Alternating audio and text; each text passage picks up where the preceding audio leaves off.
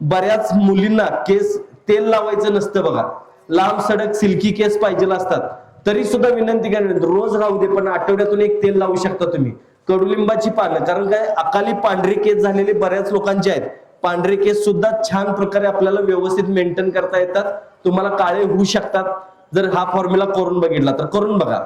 कडुलिंबाची पानं घ्यायची, खोबरेल तेल घ्यायचं, जितकं खोबरेल तेल तितकी कडुलिंबाची पानं, त्याचबरोबर त्याच्यामध्ये आवळा किसून घालायचा, कोरफड घालायची, आवळा किसून घालायचा, कोरफड घालायचं. हे तेल कडक उकळवायचं, कडक उकळवायचं.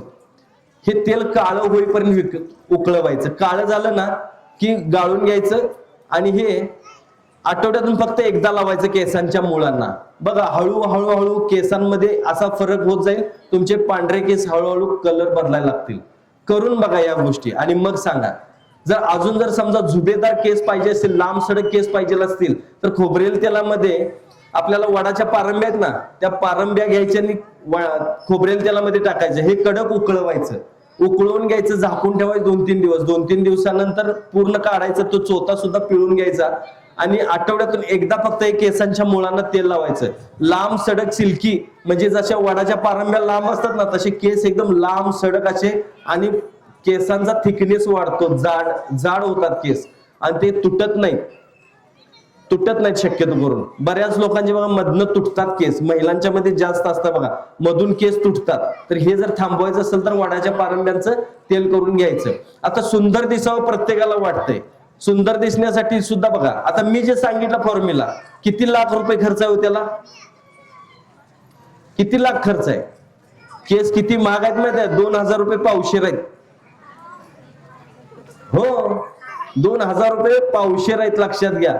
मेलेल्या केसांना 2000 रुपयाची किंमत आहे, जिवंत केसासाठी तर करोडो रुपये माणसं खर्च करतात, करोडो रुपये. ह्याला तुम्हाला लाख रुपये खर्च आहे का मी सांगितलेल्या इलाजाला? मग स्वस्तातले इलाज आहेत का नाहीत आपले, करायला काय हरकत आहे का? बरं ते रोज करायचं आहे का? एकदा तेल करायचं 6 महिने चालतंय, रोज करायला सांगितलंय का?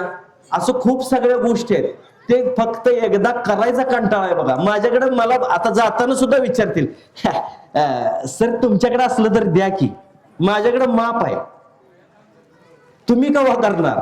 आता सुंदर दिसावं, प्रत्येकाला वाटतंय सुंदर दिसावं, पार्लर मध्ये जातात, मेकअप करतात. पुण्यामध्ये एका पार्लरच्या बाहेर बोर्ड लावला होता की लय हसला तर आमच्या मेकअपची गॅरंटी देणार नाही म्हणून.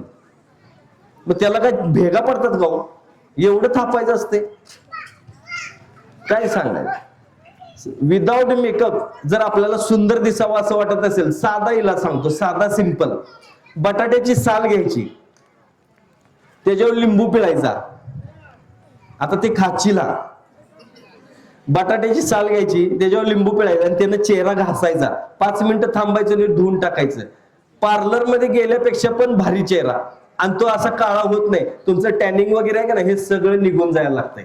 करून तरी बघा, रोज करायचं. तोंड धुताना तेवढं साल घ्यायची, बटाटा कट करून जरी घेतला, एक बटाट्याची ती स्लाइस घेतलं तरी सुद्धा चालते, त्याच्यावरती घासायचं, 5 मिनिटं थांबायचं, धुवून टाकायचं.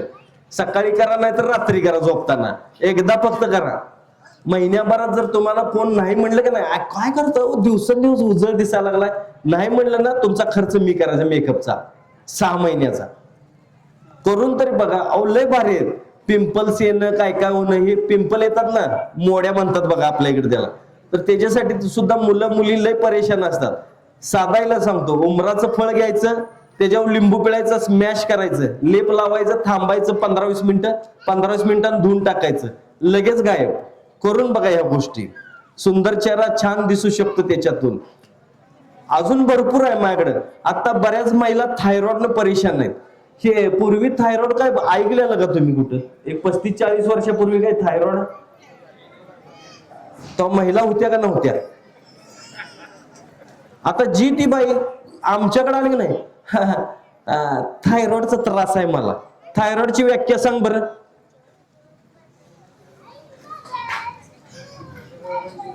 माहिती तर काहीच नसते. माझ्याकडे बरीच लोक येतात, लय नसलेले रोग घेऊन येतात बघा, नसलेले रोग. एक परवा आलो होतं माझ्याकडे, मला म्हणते माझ्या किडनी मध्ये एवढा दांडगा खडा होता.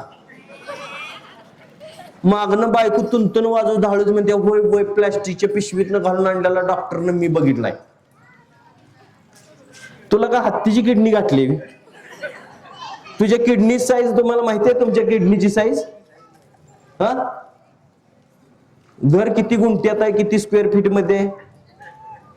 वर येणार आहे का संघ तुमच्या? ते सगळं माहिती आहे. आता तुम्हाला बघून एक आठवलं म्हणून सांगतो. एक म्हातारा असलं तुमच्यासारखं चावट आलं होतं माझ्याकडे, वय 75. मला म्हणते मी एकदम फिट अँड फाईन आहे, मला काही सुद्धा झालेलं नाही, मी योगा वगैरे करतो, सगळं ओके आहे. मग बाकीचे काही नाही, माझी लघवी फोर्स न होत नाही. म्हणलं काय पाय धुता का रोज? काय होतं पाया पडती? नाही नाही, पुढे पडते पण अजून पुढे पाहिजे. का तुला काय गाड्या धुवायला जायचंय कुठे? पडत्या पुढे ती बघ की, वय 75. मला म्हणतोय अहो काय सांगायचं, पूर्वी कशी व्हायची? अरे पूर्वी तरुण होता, आता 75 वय, जरा सूत्र ढिल्ली झाली असतील, जरा वय म्हण की. नाही नाही नाही, अहो काय सांगायचं, मी लाख रुपये खर्च केलाय. कशाला म्हणलं लाख रुपये खर्च केलास? 2000चं बारक मोटर बसवलं असतं, बटन मारलं, पाहिजे तेवढा फोर्स. जागी शेतीला पंप उपसायला किती पण पाय. काही सांगतात. अनेक आलं होतं, माझ्या लघवीच्या पिशवीमध्ये लघवी साठते, मग त्यात काय मसाले ताक साठवून हिंडतोस? काही सांगतात. अहो अजून एक बाई एक आल्या होत्या, ताई, हे म्हणजे मला कसंच होते, ही कुठला नवीन रोग आला, हिला कसंच होते. म्हणलं का अस्वस्थ होते काय? नाही नाही. भीती वाटते का? नाही नाही. मग काय होतंय? तर काय होतंय, डॉक्टर तुम्ही आहे का मी आहे? अगं बाई कसं होतंय ते तरी सांग. कसंच होतंय. नवरा हळूच मागणं, म्हणलं महिना झालं जनावर सांभाळे, हे आता तुम्ही बघा. हिला कसंच होतंय. काय लिहते का? म्हणलं पोटात दुखतंय का काय? काही होत नाही, उगाच आपलं नसलेलं रोग घेऊन येतात बघा. हे बीपीच्या गोळ्या खाणारी ह्यातली निम्मी निघतील मला वाटते. मला तुम्ही बीपीचं लक्षण सांगा बरं. ऐकलेली सांगायची नाही, स्वतः वाचल्यात का कुठं?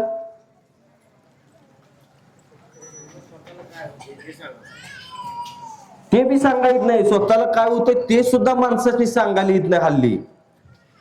आम्हाला डोक्यात खूळ काय गाठले माहितीये का? कुठलंही अंगाव काढायचं नाही, थोडक्यात आहे तवरच मारायचं, थोडक्यात आहे तोवर गट्टळ घ्यायचं आणि आमच्याकडे यायचं म्हणून सांगितलंय बघ.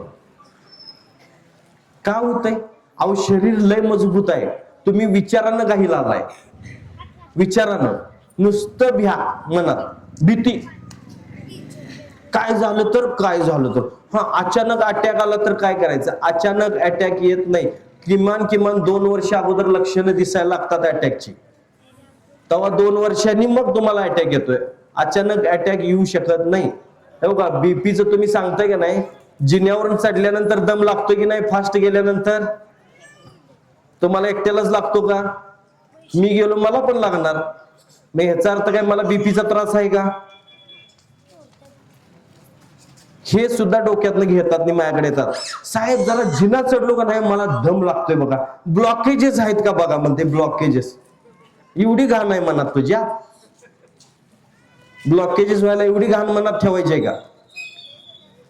हे मोबाईल आलाय का नाही, माणसं बोलत नाहीत, व्हॉट्सअप वरती सांगते.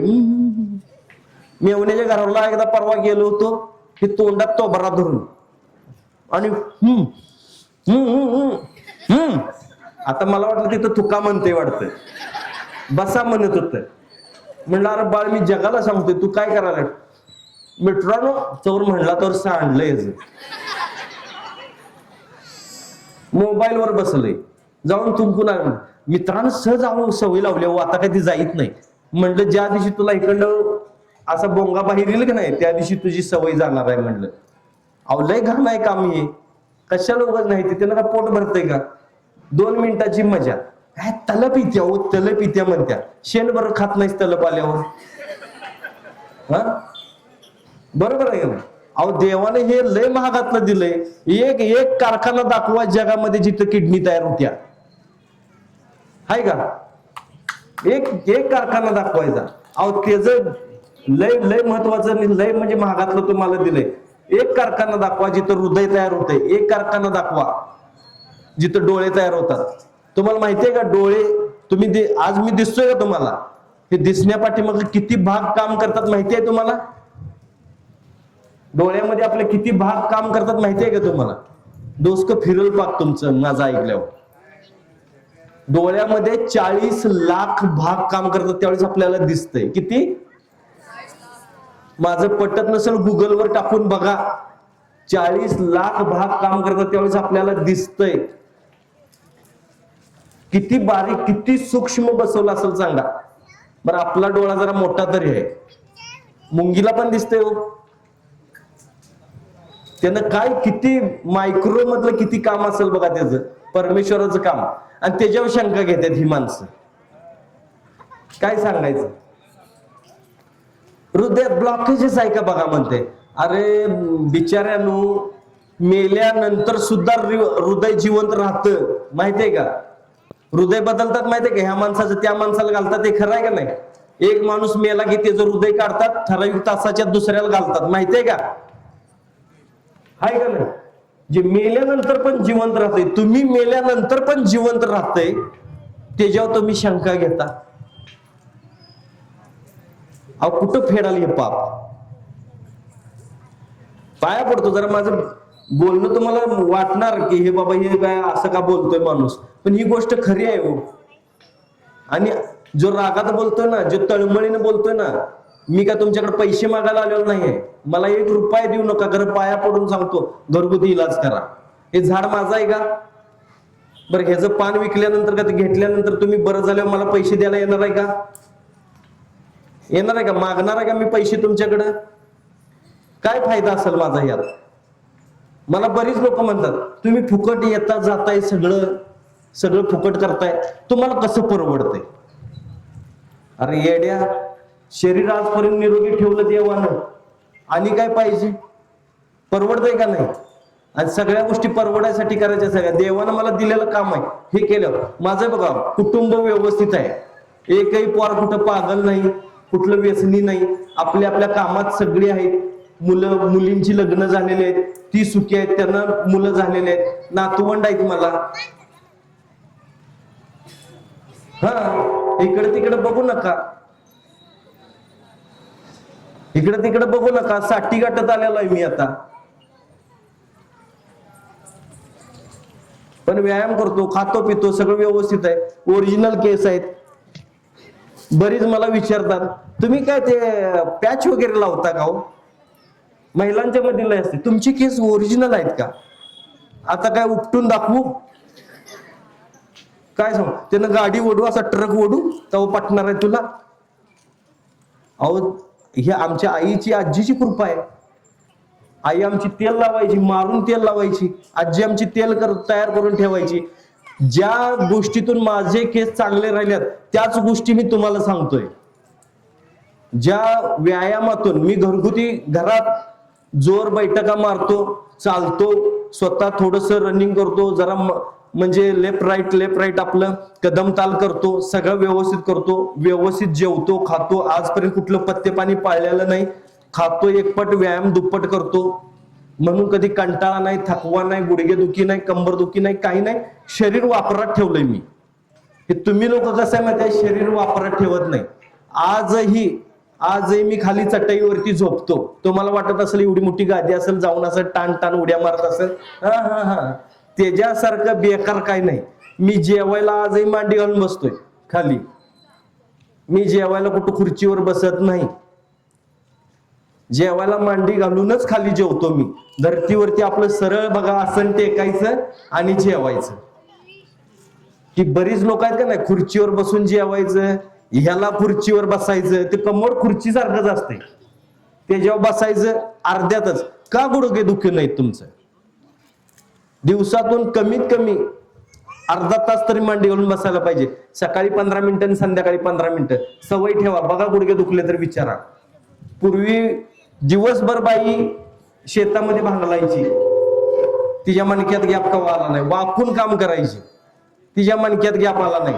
आणि हिला स्कूटीवरती जाताना जरासा गचका बसला, हिच्या मणक्यात गॅप आला. ही बसती सोप्यावर, पूर्वी बाई जेवण करायला बसायची पाटावर, चुलीत फुकायची अशी, त्यातच तिचा दमा बिमा सगळा जायचा, धूर जायचा, फुंकायची. आता गॅस आलाय, बटन मारला की झुस चालू. बरोबर आहे का नाही?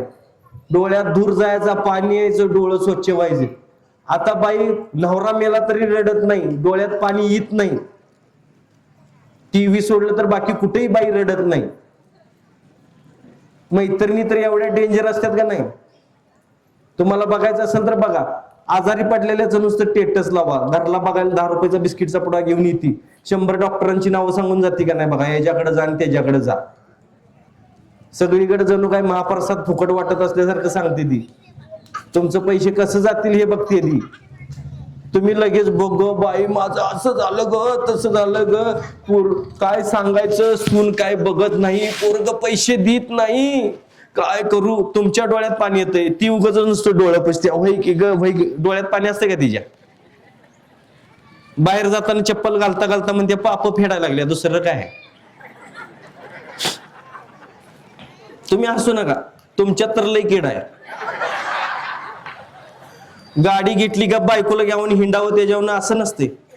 ही शेजापाजारच्या बाया बोलवते, एक तर त्यासनी बघावलेलं नसतंय, तिच्यानं घेतलेली नसती, तुम्ही घेतलेलं तिला बघवत नाही, ती प्रत्येक टिकलीला शिव्या देते. असं लावते ना हळदी कुंकू, त्यावेळी म्हणते ह्याच्या गाडी वीज पडावी, ह्याच्या गाडीचा रंग उडाव म्हणते, हिची गाडी बँकेनं ओढून न्यावी.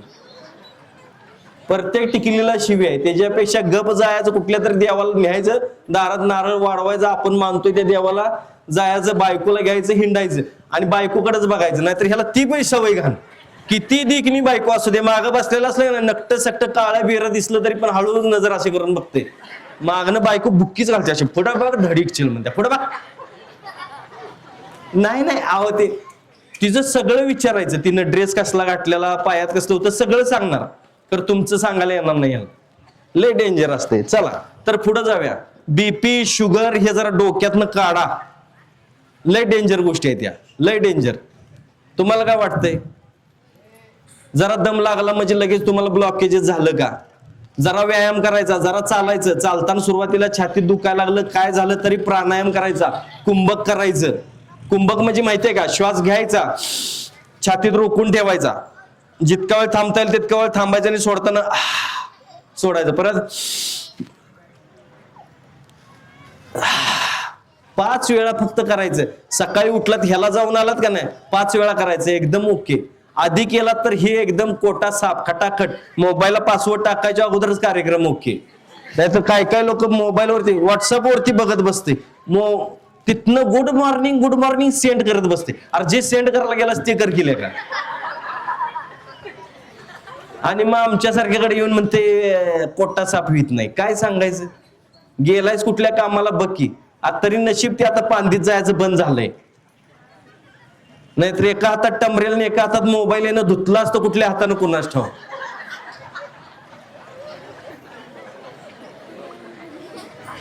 मेसेजच केला असता बायकोला, म्हटलं असतं जरा मोबाईल घ्यायला इथपर्यंत ये. काय अवघड आहे सगळं. असं चला, अहो जे बटनाचे मोबाईल होते का नाही त्यावेळेस बऱ्याच लोकांनी त्यात मोबाईल टाकलेत बरं का.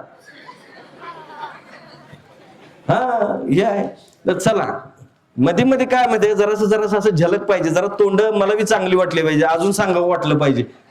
नाही तोंड काय सांगायचे, ऐकायला लागलीत का नाही असं वाटतं मारा येतात का काय कुणास ठाव. अशी हळूहळू शिंग दिसायला लागतात मला तरी. हसत म्हणून नाहीत बघा, ऐकायला लागली की चांगलं सांगायला लागलं, ऐका की गप जरास. बरोबर आहे का नाही? असो चला. तर आनंदी राहण्यासाठी मला सांगा, हसायला पैसे खर्च आहेत का? काय पैसे लागतात का? अहो एखादं कोणी पाय घसरून पडलं तरी आपल्याला हसायला येते. बघा की लगेच हसायला येते. हसायला काय लागत नाही. जोक तर 101 असतात. आता बऱ्याच लोकांना असं वाटतंय ना, हसल्यानंतर बघा खरं सांगायचं तर मन मोकळं होतंय, हृदय मोकळं होतंय. आता मगाशी जरासा हसला असा, तुम्हाला कोणाला गाडीचा हप्ता घराचा हप्ता काय आठवलं का? हा नाही, हा बँकेचं काय आठवत नाही. मार्च एंडिंग असून सुद्धा कुणाला काय आठवत नाही.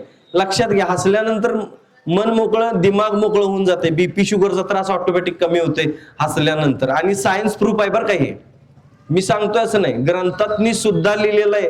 हसल्यानंतर ब्लड सर्क्युलेशन नीट चालतं, रक्तप्रवाह चांगला चालतो हसल्या. आणि मी पटवून देऊ शकतो, हसल्यानंतर तोंड लाल होतं की नाही, होतं की नाही.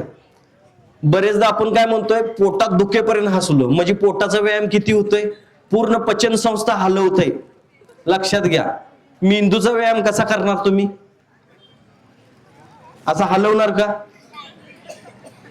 हसल्यानंतर मेंदूचा व्यायाम होतो. सगळे जे आतले द्रव आहेत ना, हे ऑटोमॅटिक उत्तेजित होतात, त्यांना एनर्जी मिळते, ताकद मिळते आणि ते असं मग आनंदी राहतात.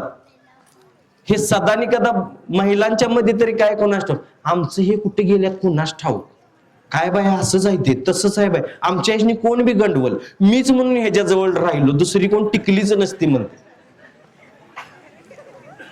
इमोशनल झाले का नाही महिला लय डेंजर असते. मला परवा एका ताईनं व्हॉट्सअपवरती एक कविता पाठवली, कपाळ माझं कुंकू तुझं, गळा माझा डोरलं तुझं, हात माझा बांगड्या तुझ्या, पाय माझं पैंजण तुझं, बोट माझी जुडवी तुझी, सगळंच तुझं आहे, मग माझं कुठं काय आहे.